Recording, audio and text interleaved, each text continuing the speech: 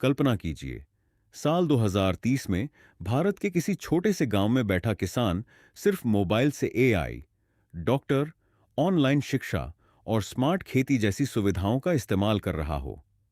क्या 6G इस बदलाव की वजह बन सकता है? आइए समझते हैं। 6G यानी sixth generation mobile technology.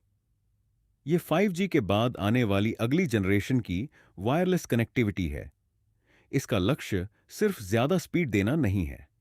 6G का विजन है बेहतर कनेक्टिविटी, बेहद कम लेटेंसी, एआई इंटीग्रेशन और इंटेलिजेंट नेटवर्क्स। लेकिन ध्यान रखें, 2030 तक 6G का बड़े पैमाने पर इस्तेमाल एक संभावित भविष्य है, गारंटीड रियलिटी नहीं। भारत के ग्रामीण इलाकों में कनेक्टिविटी बेहतर होने का मतलब सिर्फ तेज इंटरनेट नहीं होगा।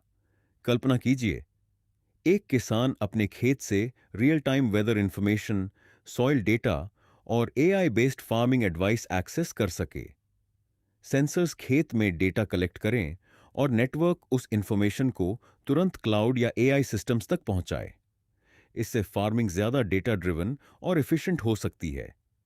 अब सोचिए, गांव में किसी पेशेंट को स्पेशलिस्ट डॉक्टर से सलाह चाहिए।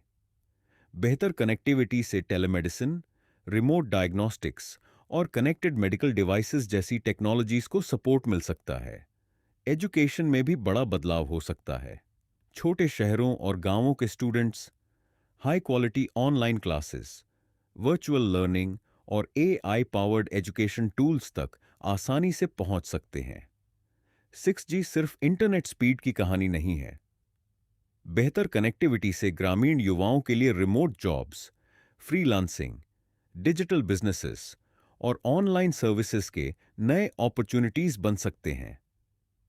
छोटे गांवों के बिजनेसेस भी डिजिटल पेमेंट्स, ई कॉमर्स और ऑनलाइन मार्केटिंग के जरिए बड़े मार्केट्स तक पहुंच सकते हैं।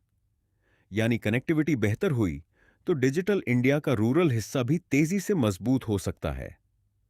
लेकिन एक बड़ा सवाल है, क्या 6G अपने आप हर गांव तक पहुंच जाएगा? नहीं।